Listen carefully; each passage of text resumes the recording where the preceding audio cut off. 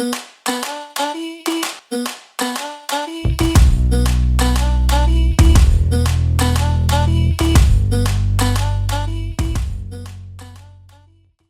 guys, and welcome back to my channel. Now, if you are new here, there is all sorts of fun stuff going on.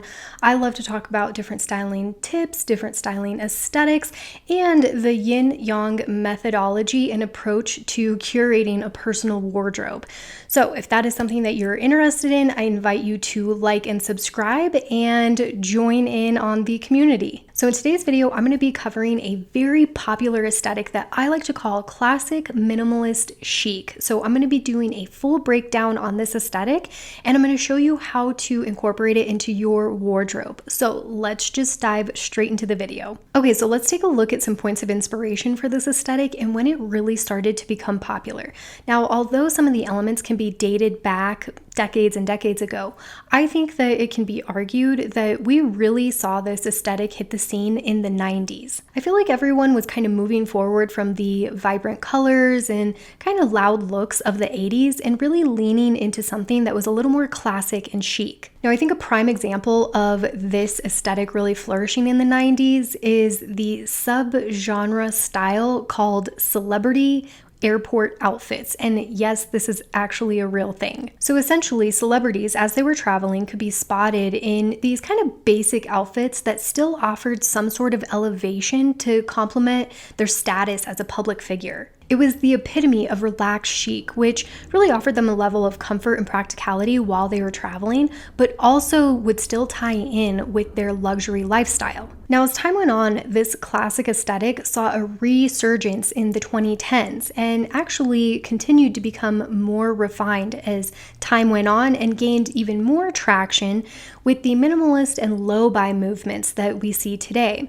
Now, the appeal is that you could truly have a wardrobe that was timeless, comfortable, and chic, but also aligned with your personal morals. And today we see that this movement is as big as ever, with tons of low-buy and minimalistic style bloggers and more brands catering to this demographic. So let's take a look at all the elements that make up the classic minimalist chic aesthetic and how you can begin to incorporate it into your wardrobe. Okay, general description. So the whole idea of this aesthetic is to have a well-curated wardrobe of basics that are chic and timeless and can easily mix and match with each other. The day-to-day wardrobe of this aesthetic is fairly casual, but errs on the side of being a little bit more polished, and also has a feel of a dressed down corporate business professional. So for instance, a corporate business professional that's maybe going and grabbing a very casual Sunday brunch with some friends. And overall, I would say that this aesthetic is fairly balanced and even a little more yang leaning.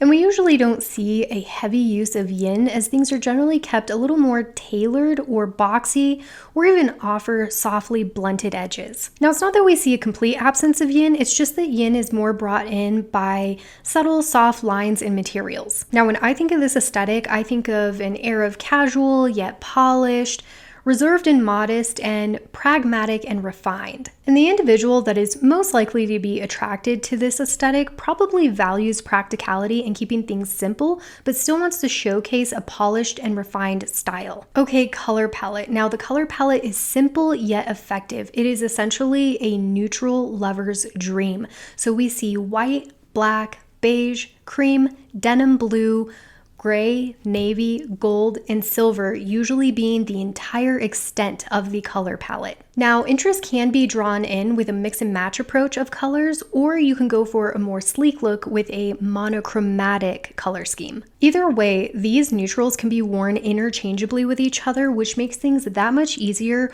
when you go to put together head-to-toe looks. Okay, patterns and prints. So patterns and prints are kept to a minimum, but we do see classic patterns like houndstooth, shepherd's check, glen check, and heathered fabrics, which are typically used in trousers, skirts, and blazers. And all the other garments that we tend to see are solid in color. Okay, materials and textures. So we do see very rigid and stiff fabrics like wool, tweed, and denim, as well as lighter materials like light cottons, cashmere, linen, and silk. So the heavier materials can add a more grounded and heavy look, while the lighter materials give us a little more of that casual airiness. We also see that quality is pretty important when it comes to materials in this aesthetic.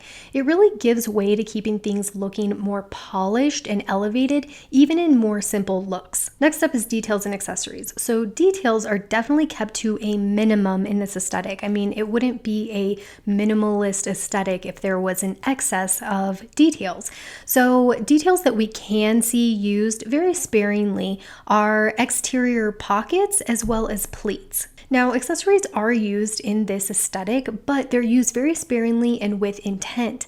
So we hardly ever see any jewelry, and if we do, it's usually a dainty necklace, small scale earrings, or a watch that is very classic in design. Because remember, this aesthetic really leans into practicality. Now, other accessories that we see more often include belts, sunglasses, and handbags that are classic and simple in design. Okay, construction. Now, we can see that the type of construction that really takes precedence in this aesthetic is relaxed to really bring through that air of casual, and generally edges are soft or beveled. And garments seem to really lean into being a little bit more oversized or offer a bit more of a boxy silhouette. Now we can see a little more construction introduced with coats, blazers, and tailored trousers, but precision fit isn't necessarily the first in line in this aesthetic. Okay, next up is hair. So hair is generally kept pretty neutral, so we don't really see a lot of vibrant colors or fashion colors. Hair colors tend to lean more into a natural hair color or close to natural hair color. And hairstyles are generally kept very loose and casual. Every now and again, we do see some more sleek styles, but that would be a matter of preference. Either way, the whole idea with hair is to not lean too much into a full glam look. So you either want to opt for a bit more polished or keep things loose and the movement flowing. Okay, makeup. Now, similar to hair, makeup should be kept a little more natural looking and minimal, yet polished. We definitely don't want a full glam look, but we also don't want to go too far in the opposite direction of looking unkempt, because there's still a level of sophistication that we're aiming for. So a natural complexion, a defined yet natural eyebrow, defined eye with mascara or very subtle eyeshadow, as well as a lip color that's pretty close to your natural lip color is really going to harmonize with your head to toe looks. And for looks that call for a little bit more contrast in your makeup, I would suggest going for a classic red lip or going for a deeper lip color that is just a few shades down from your natural lip color. Okay, next up is shoes. Now, although shoes lean into being a little more practical, they still maintain a level of sophistication. So the practicality is maintained by keeping with flats or block heels that are no taller than about 2 inches. We also see simple sandals and street shoes such as slip-ons and canvas shoes. Now, I think that more sophisticated footwear is usually the go-to, which can include solid color leather loafers and mules. Okay, so now that we have a complete breakdown of this aesthetic, let's take a quick look at how to incorporate it into the wardrobes of the body types. Now, keep in mind that these are based on my personal opinions, and there are way more options than what I'm outlining here, but I at least wanted to give you guys some sort of springboard of inspiration, so that way if you wanted to begin to incorporate this aesthetic into your wardrobe, you could do so and have an idea of how to go about it for your specific body type. Oh, and a really quick disclaimer here, the women that are being showcased in these photos don't necessarily represent the body type that I'm speaking on. So really what I'm trying to demonstrate here is the composition elements and essence of the look. Oh, and I'm going to be just kind of looking down at the photos like I normally do for my videos, which is why you might see me look up and a little bit down. It just helps me keep a continuous train of thought and not get too far off the beaten path. So first up is dramatic, pure yang. So monochromatic and achromatic looks will definitely offer a nice rhythm that accommodates your long vertical line. And your beautiful angularity allows you to pull off more editorial looks and incorporate more severe tailoring. Now for a more relaxed look, you can opt for a straight leg trouser, cotton top, and classic street shoe. Okay, dramatic with yin. Now I would suggest to lean into more delicate fabrics like silk and lighter cottons to accommodate your yin. The lighter fabrics will also help create that extra air of yin and the relaxed lines that are so prominent in this aesthetic.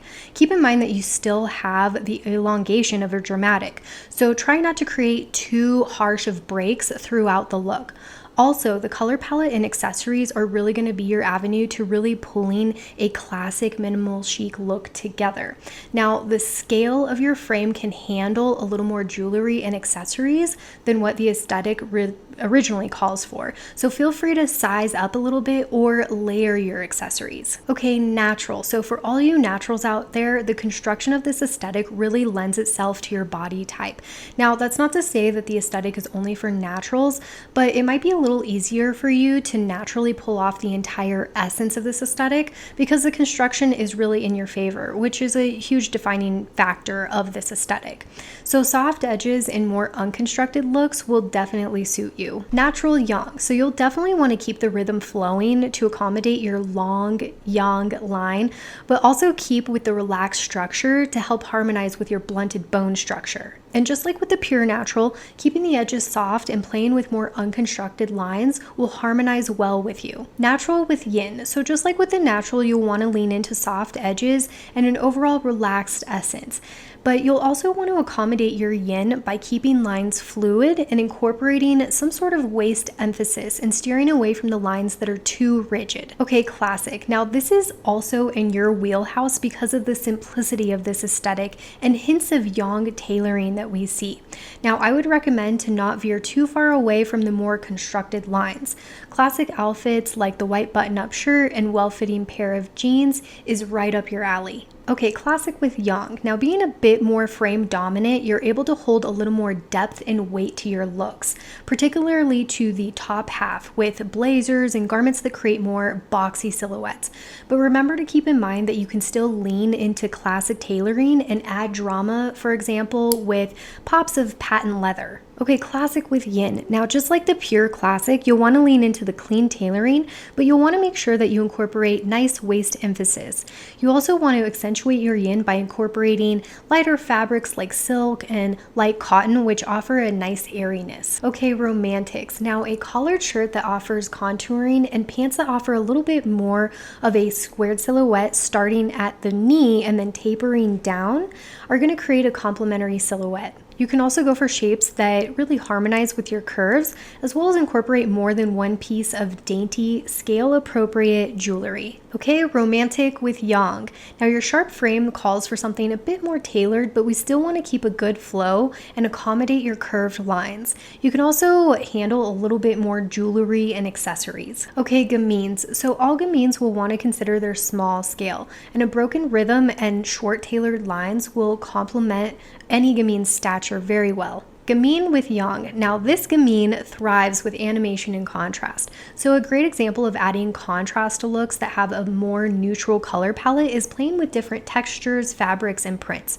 I'd also recommend adding something like a wide brim hat or indulging in accessories that offer a little more interest. They don't necessarily have to be over the top, but think of something a little more on the artistic side. And if you want to keep things a little more on the simple side, consider a nice contrasting color block and boxy lines added to either the top or bottom of the silhouette. Gamine with yin. Now this gamine will want to still maintain a broken rhythm with short tailored lines, but will also want to accommodate their yin attributes by allowing the line to highlight the contour of their body. Okay, and last up is the ingenue. Now the key here is upward movement as well as broken lines. Something else I would also recommend for the ingenue is to step out of the color palette just a little bit. This is really going to offer a little more of that yin that you're able to carry so easily. So you still want to carry through a relaxed feel. So I wouldn't recommend any bright colors or anything like that, but I would recommend something a little more muted or flirting with a soft pastel. All right, guys, now even though this is a little bit more of a simplistic aesthetic, there's so many ways to incorporate this style into your wardrobe, no matter what body type you are. Okay, so that is it for today. I hope you guys had a good time exploring this aesthetic with me and going through looks for all the different body types. If you like this video, if you like content like this, I invite you to like and subscribe. It is a free way for you to support this channel. And I really appreciate everybody stopping by. I will see you at the next video. Bye.